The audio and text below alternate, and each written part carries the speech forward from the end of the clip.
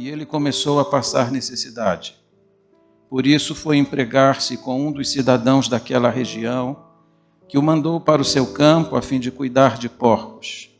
Ele desejava encher o estômago com as vagens de alfarrobeira que os porcos comiam, mas ninguém lhe dava nada. Caindo em si, ele disse: quantos empregados de meu pai têm comida de sobra? E eu aqui morrendo de fome. Eu me porei a caminho e voltarei para o meu pai e lhe direi: Pai, pequei contra o céu e contra ti. Já não sou digno de ser chamado teu filho. Trata-me como um dos teus empregados. A seguir, levantou-se e foi para o seu pai. Estando ainda longe, seu pai o viu e, cheio de compaixão, correu para o seu filho e o abraçou e o beijou. O filho lhe disse: Pai, pequei contra o céu e contra ti. Não sou mais digno de ser chamado teu filho. Mas o pai disse a seus servos: depressa, tragam a melhor roupa e vistam ele. Coloquem um anel em seu dedo e calçados em seus pés. Tragam um novilho gordo e matem-no. Vamos fazer uma festa e alegrar-nos. Pois este meu filho estava morto e voltou à vida. Estava perdido e foi achado. E começaram a festejar o seu regresso. Enquanto isso, o filho mais velho estava no campo. Quando se aproximou da casa, ouviu a música e a dança. Então chamou um dos servos e perguntou-lhe o que estava acontecendo. Este lhe respondeu: seu irmão voltou, e seu pai matou o novilho gordo, porque o recebeu de volta são e salvo. O filho mais velho encheu-se de ira e não quis entrar. Então seu pai saiu e instou com ele. Mas ele respondeu ao seu pai: olha, todos esses anos tenho trabalhado como um escravo ao seu serviço, e nunca desobedeci às tuas ordens. Mas tu nunca me deste nem um cabrito para eu festejar com os meus amigos. Mas quando volta para casa esse teu filho, que esbanjou os teus bens com as prostitutas, matas um novilho gordo para ele. Disse o pai: meu filho, você está sempre comigo, e tudo o que tenho é seu. Mas nós tínhamos que celebrar a volta deste seu irmão e alegrar-nos, porque ele estava morto e voltou à vida, estava perdido e foi achado. Que Deus abençoe a sua palavra. Curve a sua fronte onde você está. Agradecemos-te, Senhor, pela tua palavra. Suplicamos a tua intervenção nesta hora e a tua bênção para a exposição da tua palavra. Que de fato o teu nome seja honrado nesta hora. Que todas as vozes se calem, para que a tua voz se imponha. Nós te pedimos a tua bênção para a exposição, rogando, ó Deus, luz no nosso entendimento e instrumentalidade nos lábios do pregador. É a oração que eu faço humildemente, no nome santo e bendito de Jesus. Amém. Por favor, tome assento. Lucas capítulo 15 é um dos textos mais conhecidos e mais amados da Bíblia. David Neely disse que aqui está o centro físico, emocional e teológico deste livro. Jesus contou 3 parábolas. A parábola de um pastor que perdeu uma das suas ovelhas, de uma mulher que perdeu uma das dracmas e de um pai que perdeu o seu filho. 3 histórias magníficas, consideradas obras-primas no que tange à questão da pedagogia. Somente um mestre como Jesus seria capaz de formular histórias extraordinárias como esta. O que nós precisamos olhar aqui na passagem que lemos? Primeiro, o eixo desta parábola. Eu estou convencido que toda parábola ensinada por Jesus, ela tem um eixo, ela tem um vértice, ela tem uma verdade central. Compreender esse eixo é fundamental para a interpretação do texto. E o eixo é este. O capítulo 15 começa dizendo que todos os publicanos e pecadores estavam se reunindo para ouvi-lo. É a primeira vez que a Bíblia vai dizer que todos os publicanos e pecadores estão se aproximando de Jesus. Estão se aproximando para ouvi-lo. É verdade que alguns pecadores já tinham se achegado, mas é a primeira vez que todos estão se achegando. E diz a Bíblia que à medida em que eles se aproximam, os escribas e os fariseus começam a formular uma crítica contra Jesus. Eles dizem que Jesus, sendo filho de Deus, não pode se aproximar dos pecadores. E se ele é tão próximo dos pecadores, ele não pode ser o filho de Deus. Porque esperava-se daquele que apresentaria-se como filho de Deus uma distância dos pecadores em função da sua santidade. Mas graças a Deus que Jesus se aproxima dos pecadores. Porque se Jesus não se aproximasse dos pecadores e os pecadores não tivessem acesso à presença dele, não haveria esperança para nenhum de nós. Mas aqui está uma verdade: Deus está próximo, Jesus está próximo e nós podemos nos aproximar dele. A segunda coisa que a gente precisa olhar nesta parábola é o personagem da parábola. Nós conhecemos esta parábola como a parábola do filho pródigo, porque nós imaginamos que o personagem central aqui é o filho mais moço, o filho que saiu de casa, que se rebelou, que gastou os seus haveres, que partiu para uma terra distante, que cortou o relacionamento com o pai. Mas a verdade é que o personagem central desta parábola não é o filho, nem o filho mais moço, nem o filho mais velho. A pessoa mais importante desta parábola é o pai. É o pai amoroso, que a despeito dos erros do filho, que a despeito dos enganos que ele comete, tem um coração amoroso, tem graça suficiente para perdoar, tem bens para compensar todas as perdas. Essa é a figura de Deus. Você pode errar, você pode tomar o caminho errado, você pode embrenhar-se no pecado, mas não existe nada que você possa fazer com que Deus deixe de amar você. Essa é uma verdade que Jesus está enfatizando nesta parábola. Aqui nós temos um pai perfeito a despeito de filhos que são pecadores e de um pai que está disposto sempre a receber aquele que se dispõe a arrepender-se do seu erro e do seu pecado. A terceira coisa importante desta parábola é o drama. Existe um drama que está sendo encenado aqui. E o palco aqui é a família. Vocês sabem que os maiores dramas da humanidade são desenvolvidos neste palco. Na família nós temos encontros e desencontros, chegadas e partidas, beijos, abraços, mas também choro e muitas vezes tristeza. A nossa família muitas vezes presencia momentos difíceis, complicados. Jesus coloca esta família no palco e mostra que apesar de haver um pai perfeito, apesar de haver um pai amoroso, apesar de haver um pai sempre disposto a abençoar e cuidar dos seus filhos, existem filhos imperfeitos nesta casa, que estão sempre insatisfeitos, apesar de terem tudo, e notem, eles têm tudo, mas estão com o coração insatisfeitos. Há um filho insatisfeito querendo ir embora, e há um filho insatisfeito ficando em casa. A família é assim. Não existe uma só pessoa neste salão, não existe uma só pessoa me acompanhando pela internet que possa dizer: na minha família não acontecem essas coisas. Aqui está uma família retratada por Jesus, e quem sabe você não veja aqui alguns dos personagens da sua casa nesta parábola contada por Jesus Cristo. O que é que nós vamos observar hoje aqui? Vamos olhar para os três personagens que estão aqui. O primeiro deles, o pai amoroso. Essa é a figura central. Note que 11 vezes nesta parábola, Jesus vai repetir o mesmo termo, pai. 11 vezes ele repete isso dentro do texto.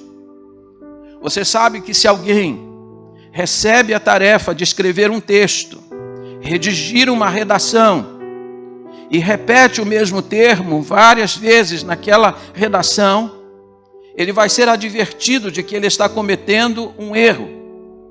Ele deve variar os termos. Mas Jesus não se incomoda de repetir. Pai, Pai e Pai e Pai. Ele faz isso 11 vezes. Ele faz isso para mostrar para nós quem é a figura central, quem é a figura que merece o destaque. E aqui você deve olhar para o Pai, porque esse Pai representa o nosso Deus. A despeito de quem você é, a despeito dos caminhos que você toma, Ele é um Pai disposto sempre a perdoar e a restaurar. E Ele tem perdão suficiente, porque esse texto da Bíblia ele está mergulhado numa coisa que nós conhecemos bem, a graça. A graça que é um favor imerecido. O que é que nós precisamos ver na vida desse filho que um dia partiu em relação à vida de seu pai? Seu pai vai nos ensinar algumas lições. Primeiro, precisamos olhar para as decepções desse pai. Que pai aqui, que mãe aqui, se preparou para um dia experimentar decepções? Que pai, que mãe aqui coloca um filho no mundo para que esse filho seja um filho rebelde, para que esse filho faça as coisas ao contrário daquilo que foi ensinado? Com esse pai nós aprendemos uma lição. Nem todas as coisas acontecem na nossa família de acordo com aquilo que a gente planeja. Às vezes nós planejamos o melhor para os nossos filhos, sonhamos com as coisas melhores para eles, mas nem sempre eles vão corresponder àquilo que nós estamos planejando, porque nem tudo acontece assim. As decepções fazem parte, mas eles não deixam de ser os nossos filhos.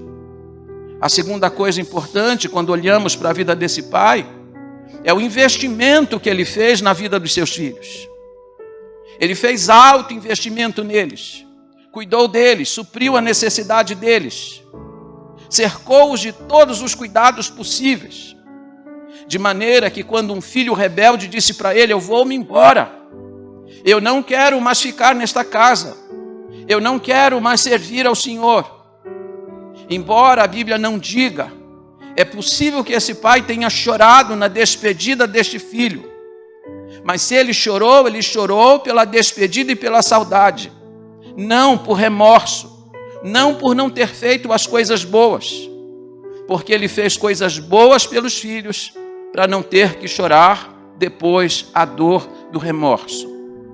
Você sabe que muita gente que chora hoje, filhos que choram ou pais que choram muitas vezes o remorso de não terem feito aquilo que deveriam ter feito no tempo certo. Esse pai não tinha motivos para ter remorso, porque enquanto seus filhos, e esse filho estava sob seus cuidados, ele fez o que era possível, ele fez o seu melhor. Se há uma recomendação que esse pai poderia dar a qualquer pai neste auditório, é essa: faça o seu melhor hoje, para não ter que chorar amanhã. Você pode chorar porque um filho foi embora, porque o filho não quer mais sua companhia, mas você não vai chorar dizendo assim: puxa vida, eu não fiz o que devia ter feito.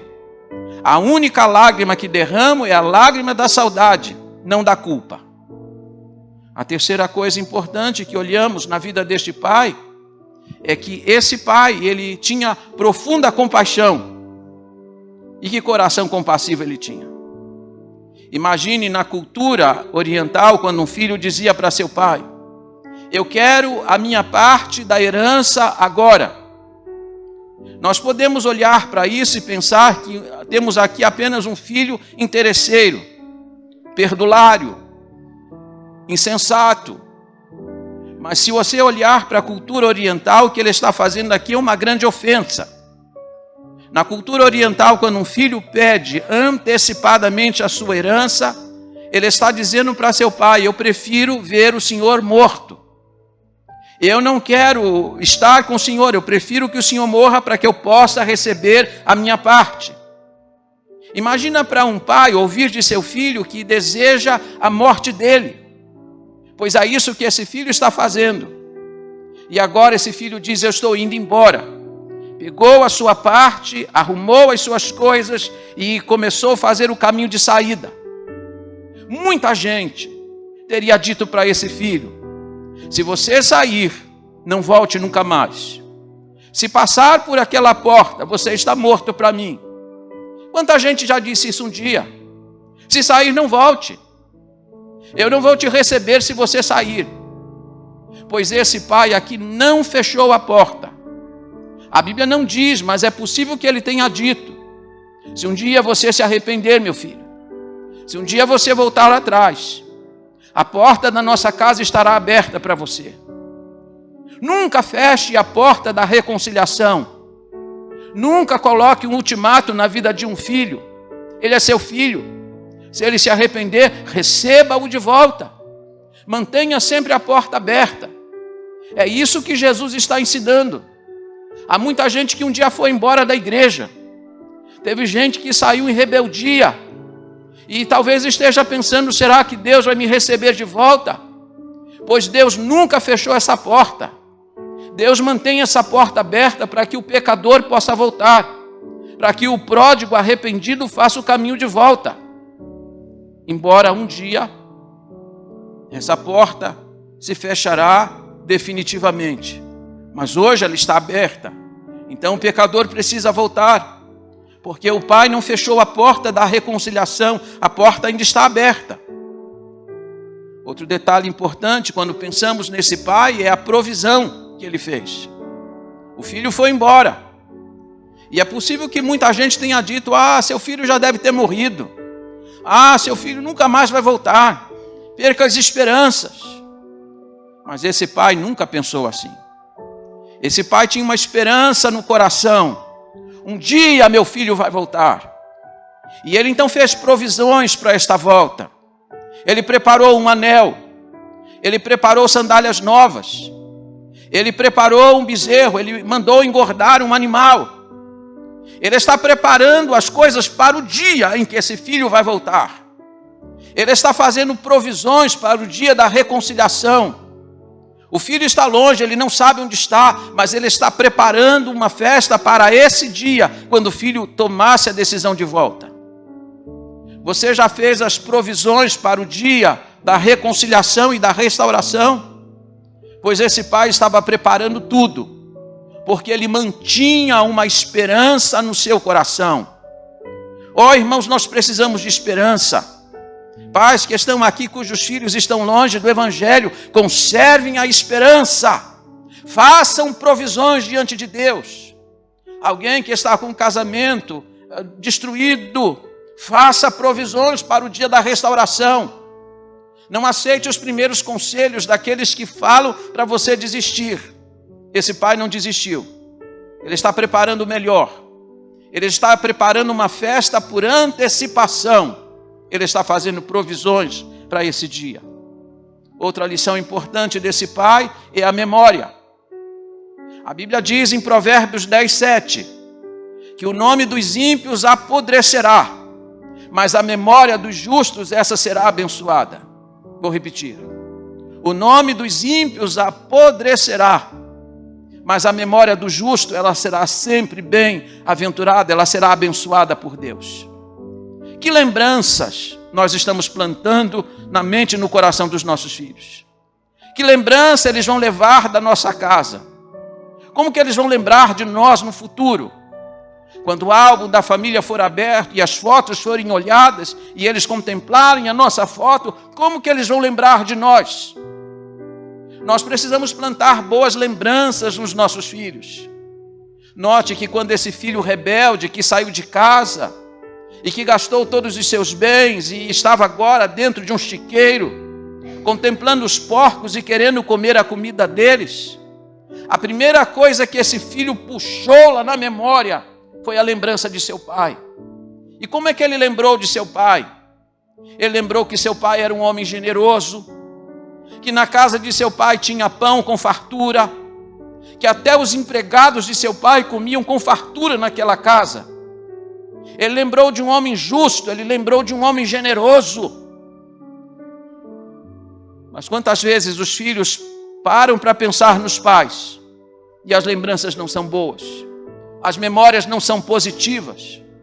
Nós precisamos plantar memórias positivas no coração dos nossos filhos, para que um dia eles sintam o desejo de espelhar-se em cada um de nós. E por último, a recepção desse pai. O filho foi embora, pediu a herança, pediu antecipadamente a parte que lhe cabia, não se importou com a idade do pai. Se há um dos deveres que os filhos têm para com os pais na velhice, é cuidar deles, é estar ao lado deles. Mas esse filho não apenas saiu de casa, ele foi para um lugar distante, remoto, para que o pai não tivesse notícia dele, para que ele não ouvisse mais falar de seu pai. Ele cortou as relações. Como que um filho desse deve ser recebido em casa? Se ele pintar lá na porta, como que você o recebe? Aqui está uma lição para nós. A casa deste homem estava cheia da graça. Nós aprendemos aqui que misericórdia é você deixar de dar aquilo que o outro merece. E graça é você dar aquilo que ele não merece. O que esse filho merecia, ser escorraçado, ser mandado embora. O que ele não merecia, ser recebido em casa. Pois o pai não apenas o recebeu em casa, a Bíblia diz que o pai o beijou. E se você olhar o texto original, a ideia que está lá é que esse pai beijou, e beijou, e beijou, e ficou beijando. Mostrou profunda afeição por ele. Ele estava sujo, fedido, maltrapilho.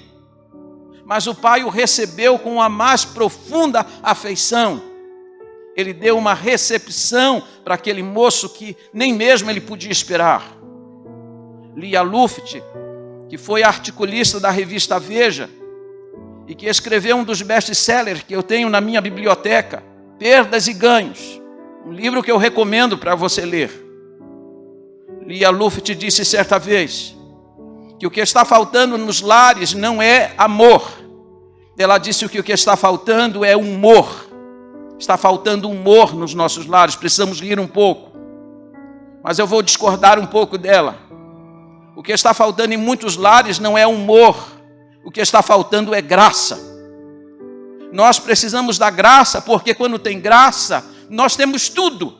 Temos humor, temos amor, temos condescendência, temos perdão para oferecer, temos flexibilidade diante das dificuldades. É graça que a gente precisa, e graça não faltou nessa casa. Esse filho deve ter ficado bastante surpreso com a relação do pai. Ele percebeu que o pai esperava mais por ele do que ele mesmo desejava voltar para casa. O pai deu uma recepção calorosa para ele. O pai não apenas recebeu em casa, o pai o recebeu no coração. E note que o pai não indicou o quartinho dos fundos. O pai disse para os servos: depressa! Tragam a melhor roupa e o vistam. Tragam uma sandália e coloquem nos pés, ele aqui não é um escravo. Coloquem um anel no seu dedo, ele aqui não é servo, ele aqui é filho. O pai o restaurou, o pai o colocou numa posição de honra, tudo que ele não merecia. Porque aquele pai tinha graça. Aqui está talvez algum pecador neste auditório, ou algum pecador me ouvindo pela internet. Não é por causa de você, é por causa dele. Tem pessoas que dizem assim: será que Deus vai me receber? Eu do jeito que estou, eu na condição que estou. A causa não está em você, a causa está em Deus. Deus recebe o pecador não porque o pecador mereça, ele não merece. Mas Deus tem algo abundante em seu coração, graça. Ele oferece um favor a quem não merece. Você não merece, como esse filho não merecia ser recebido em casa. Então a primeira lição, a primeira figura que a gente olha aqui hoje é a figura desse pai, que embora seja um pai perfeito, e nós não somos, deve ser para nós um exemplo, um modelo, aquilo que nós precisamos repetir na nossa vida e na nossa paternidade. a maneira como nós devemos tratar os nossos filhos. Amá-los, termos afeição por eles, manifestarmos a abundante graça. Talvez seu filho tenha aborrecido o seu coração, talvez seu filho esteja ferindo o seu coração, mas experimente manifestar a graça, e você vai ver que coisas extraordinárias vão acontecer nesse palco, onde os dramas muitas vezes são encenados. A segunda coisa, o segundo personagem que a gente deve olhar nesta parábola é exatamente o filho mais moço. E aqui uma palavra. O texto de Gálatas capítulo 6, versículo 7. Paulo fala sobre a lei da semeadura. Ele disse: de Deus não se zomba, porque aquilo que o homem semear, ele também vai colher. Você não pode semear uma coisa e colher outra distinta. Esse moço semeou o pecado e colheu as consequências dele. Uma frase que eu uso sempre aqui nesses anos de ministério, nesta igreja, é que a sementeira é livre, mas a colheita é obrigatória. Esse moço se rebelou contra seu pai. Ele foi embora de casa. E perceba que na raiz de tudo isso estava uma palavra: insatisfação. Você é uma pessoa satisfeita? Você está satisfeito na casa que mora? Está satisfeito com a esposa que tem, com o marido que tem, com os filhos que tem? Porque quando nós estamos insatisfeitos, algumas coisas ruins podem acontecer. Foi por causa da insatisfação que Satanás se levantou contra Deus e foi expulso do céu. Foi por causa da insatisfação de Eva que o primeiro casal caiu no pecado da desobediência e fez a humanidade inteira naufragar. Insatisfação. Note que esse moço tinha tudo, absolutamente tudo. Mas mesmo tendo tudo, estava sempre insatisfeito. Sempre olhando assim por cima da cerca, olhando para o longe, dizendo: lá deve ter coisa melhor do que na casa do meu pai. Aprenda definitivamente esta lição: não existe felicidade longe da casa do pai. Tudo que você precisa, Deus tem para você na sua casa. Tudo que a sua alma necessita, na casa do pai está lá. Então não caia no engodo de Satanás. Não caia na ilusão do mundo, de achar que as coisas boas estão lá, porque não estão.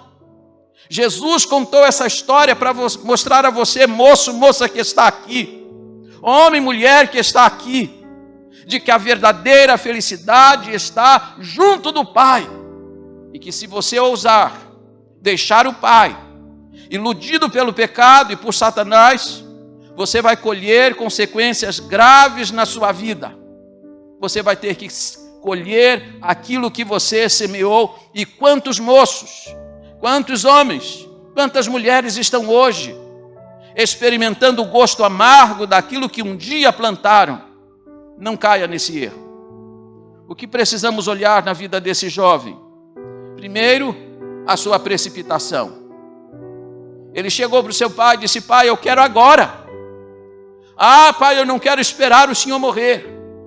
Eu não tenho tempo para esperar, eu quero aquilo e eu quero agora. Tem muita gente assim, precipitada, que não para pensar, que não para refletir, que não busca os mais velhos para pedir um conselho. Esse moço agiu de forma intempestiva. Ele achou que não tinha tempo para esperar e pediu a sua parte antes da hora. Precipitação. Muita gente erra pelo mesmo motivo. Não dão tempo ao tempo. Não param para refletir nas suas atitudes. Não buscam conselhos daqueles que são capazes de dá-los. Esse moço tinha que ter sentado com o papai.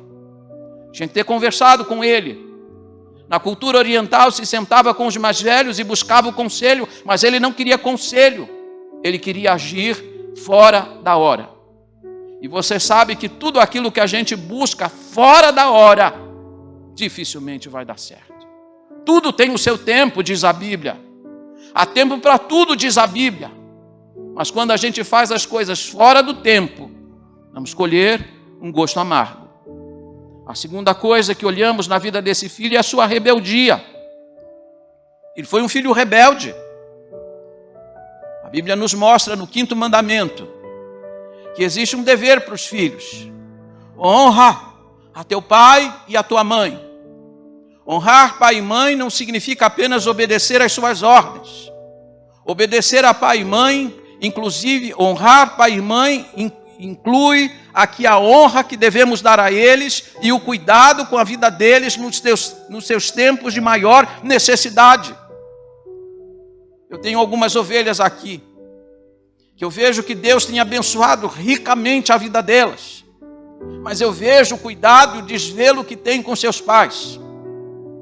Permita-me aqui citar um exemplo nominalmente, o exemplo da irmã Débora Camargo, mamãe fazendo tratamento em São Paulo. Ligo para ela algumas vezes, pastor, eu estou com minha mãe no hospital, sempre acompanhando, levando, trazendo, sempre junto, sempre cuidando. Aliás, é seu dever. Sua mãe cuidou dela, sua mãe a amparou, sua mãe a alimentou, sua mãe a banhou, a tomou pelas mãos, levou para a escola. Agora a sua mãe ela precisa estar ao seu lado. O que fez esse moço? Eu não quero ficar com o senhor agora. Eu sei que o senhor cuidou de mim. Eu sei que o senhor me criou. Mas agora que o senhor está velho, eu não quero ficar ao seu lado, eu não quero cuidar do senhor. Filho rebelde. Quantos filhos rebeldes nós temos assim? E você sabe que filhos rebeldes no Antigo Testamento, eles sofriam a morte por apedrejamento. Deus ordenava que eles fossem mortos assim, porque nenhum filho pode ser rebelde em relação a seus pais. Nós devemos aos pais a honra. Eles nos deram a vida. É o sangue deles que está correndo nas nossas veias. Precisamos cuidar deles nas suas horas de maior necessidade. O terceiro erro desse moço foi a sua insensatez. Quando é que ele descobriu que a casa do pai era boa? Quando é que ele lembrou que na casa do pai tinha fartura de pão? Quando ele estava passando necessidade. Quando ele estava dentro de um chiqueiro. Diz a Bíblia que ele sentiu o desejo de comer a comida dos porcos. Ele esperou uma crise para lembrar das coisas boas. Por que você quer esperar uma crise para lembrar das coisas boas? Não espere uma crise. Lembre dos seus pais agora. Lembre-se do cuidado deles agora. A despeito do tempo que você está vivendo, você não pode esperar um momento difícil para valorizar as coisas boas. E normalmente, as pessoas só dão valor a determinadas coisas e a determinadas pessoas quando as perdem. Quantos filhos agora dariam tudo para estar com seus pais, mas os perderam, eles já morreram. Quantas pessoas agora dariam tudo para estar ao lado de determinada pessoa, mas não deu valor e as perderam. Não espere uma crise para dar valor às coisas que realmente têm valor. Outro detalhe importante sobre esse moço é o aprendizado dele. O que ele aprendeu com tudo isso? A Bíblia diz que quando ele saiu de casa, e ele saiu com a herança, e ele deve ter levado um grande montante em dinheiro, enquanto o seu bolso estava cheio, a mesa onde ele sentava estava sempre cheia também. Ele era o centro das atenções. Não faltavam amigos enquanto ele tinha dinheiro. Enquanto o seu bolso estava cheio, a taberna estava sempre circulando em volta dele. Ele era o centro das atenções. Ele era a figura popular. Mas ele descobriu uma coisa. A amizade de taberna, ela termina com a mesma rapidez com que acaba o dinheiro. Quando o dinheiro acabou, diz a Bíblia, ele ficou sozinho. Ninguém lhe dava nada. A fome bateu e ninguém lhe dava nada. Aquelas amizades desapareceram rapidamente. E ele vai descobrir que Satanás é um grande enganador, que o pecado é uma grande fraude, que não existe alegria nenhuma no mundo. O mundo ilude e ele estava iludido. Quando o dinheiro acabou, ele não tinha amigos, ele não tinha alimento, ele não tinha alegria, ele só tinha culpa. É isso que o pecado faz. Você quer aprender a lição, experimentando a lição? Aprenda pela Bíblia. A Bíblia está nos advertindo. Em quinto lugar, eu preciso olhar para a humildade desse moço.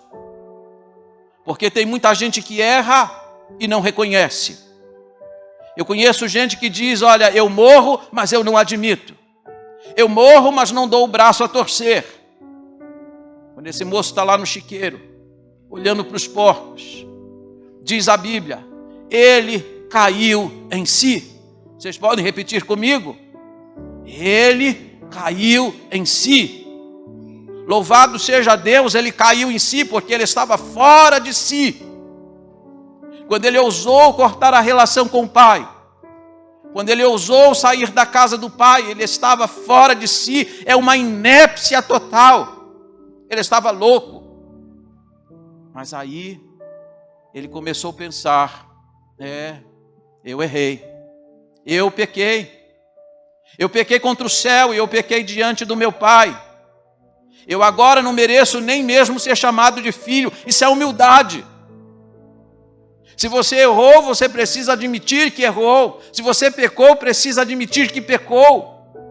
Mas tem gente tão orgulhosa que nunca admite, porque o orgulho não deixa. Mas esse moço abriu espaço no coração para a humildade. Mas mais do que isso, precisamos olhar para a resolução desse moço. Porque quando ele chegou à conclusão que tinha errado, ele disse assim, eu vou me levantar e eu vou voltar para a casa do papai. Note que ele fez um projeto bonito de volta. Mas a Bíblia vai mostrar para nós que esse projeto só se tornou concreto no verso 20, quando diz, e levantou-se e foi. Tem projetos bonitos que nunca saíram do papel.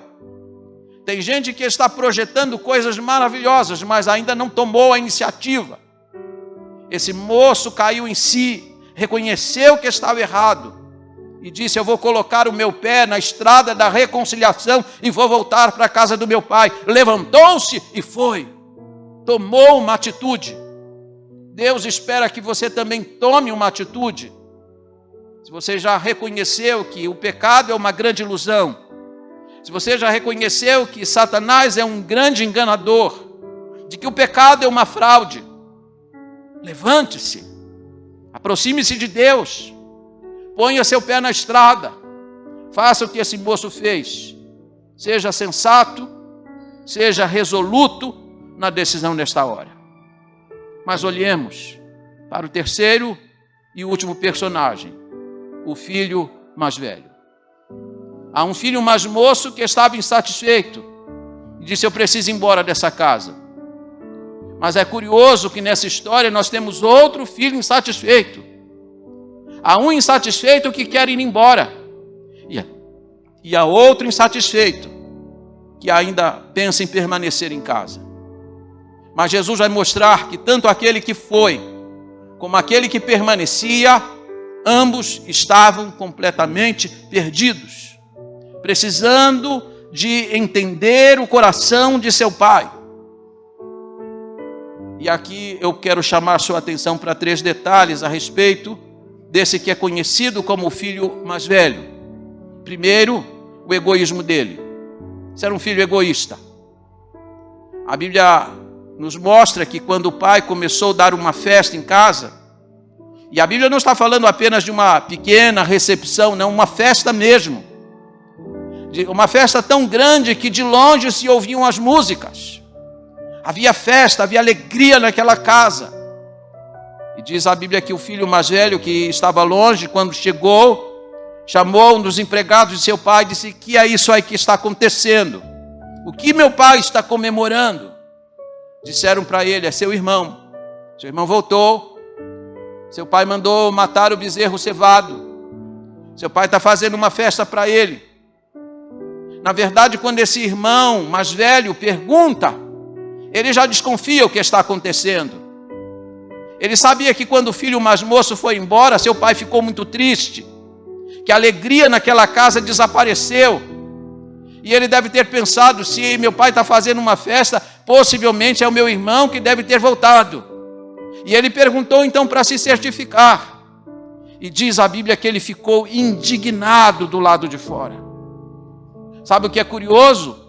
Ele não ficou indignado quando o pai dividiu a herança e deu a parte da herança para o irmão mais moço. Mas ele ficou indignado quando o pai deu uma festa para o irmão mais novo. Ele disse, eu não aceito. Papai nunca me deu uma festa como esta. E vai dar para esse irmão? Se tem alguém aqui que merecia uma festa, era eu, porque eu nunca fui embora de casa. Eu nunca transgredi um mandamento. E papai dá uma festa para ele. O que é que nós temos aqui? Alguém que está triste por causa da festa do outro, por causa da alegria do outro. Profundamente egoísta. O pai nunca deu uma festa para ele, não porque o pai não o amasse, porque o pai nunca viu uma necessidade de dar, porque ele nunca foi embora, nunca transgrediu o mandamento, nunca precisou de restauração. A segunda coisa que você precisa olhar comigo é a ótica desse filho. Quando aquele irmão mais moço voltou, disse assim, esse teu filho que voltou, esse teu filho que desperdiçou a sua herança, ele não disse, esse meu irmão, ele disse, esse teu filho.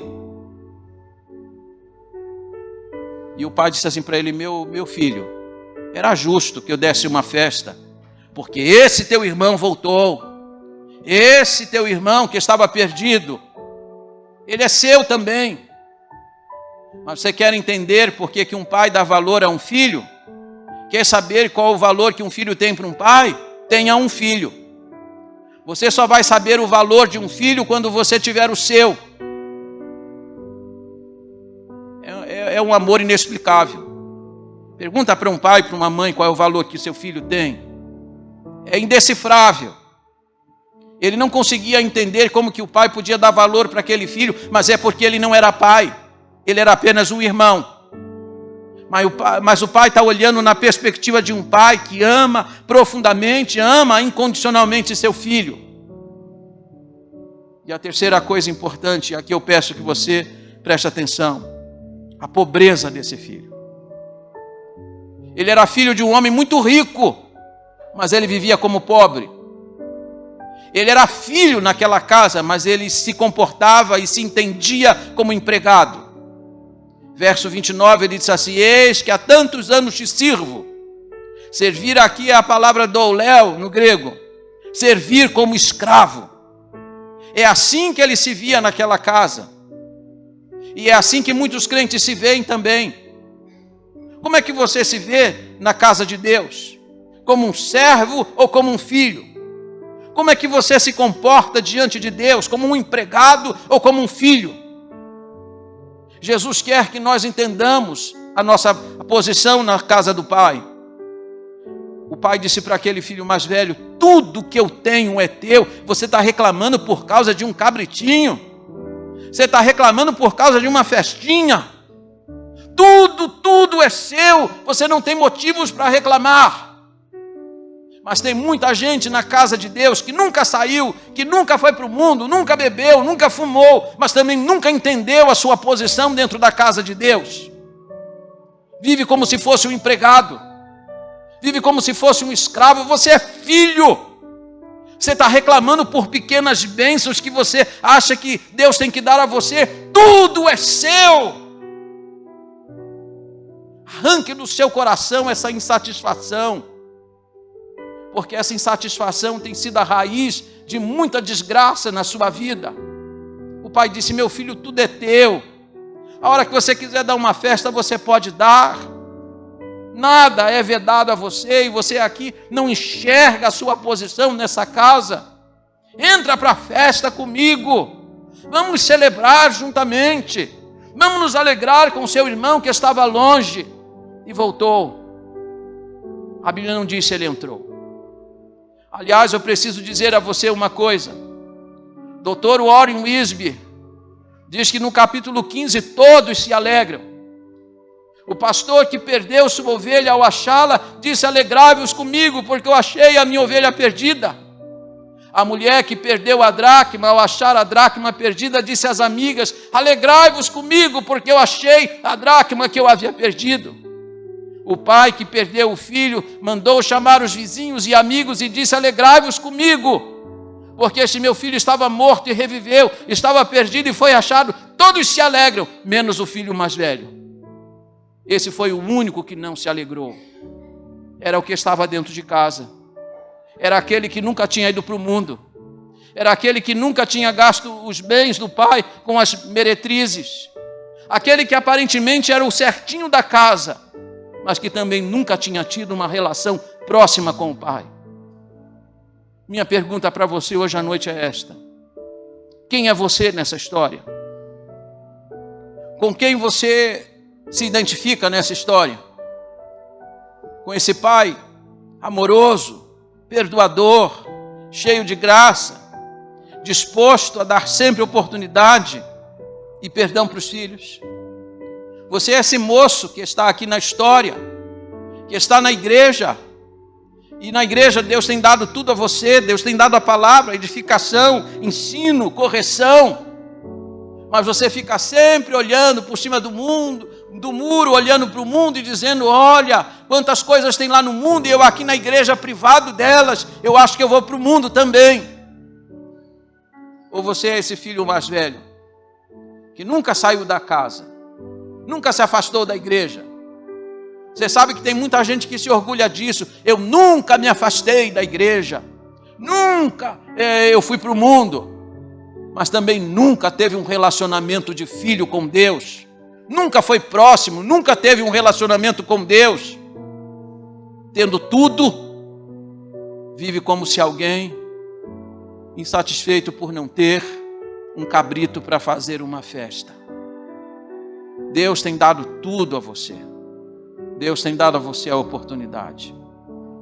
Eu não sei quem é você nessa história. O que eu sei é que existe um personagem nela. Um pai perfeito. Um pai que mantém as portas abertas. Um pai que oferece oportunidade a quem não merece. Um pai que tem perdão para dar àquele que um dia transgrediu e errou. É possível que aqui neste auditório nós tenhamos alguém assim: pastor, eu pequei, eu fui para o mundo, eu me afastei, eu dei de mão para com os conselhos de meu pai, de minha mãe, eu fiz as coisas erradas, eu saí da igreja, eu me afastei do evangelho, eu me embrenhei no mundo, e eu não sei se Deus quer me receber.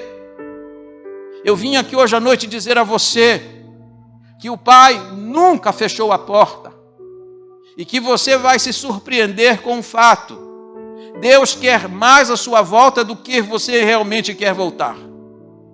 Deus quer abraçar você, Deus quer beijar você, Deus quer dar uma recepção para você, porque Deus é assim, por causa da sua graça.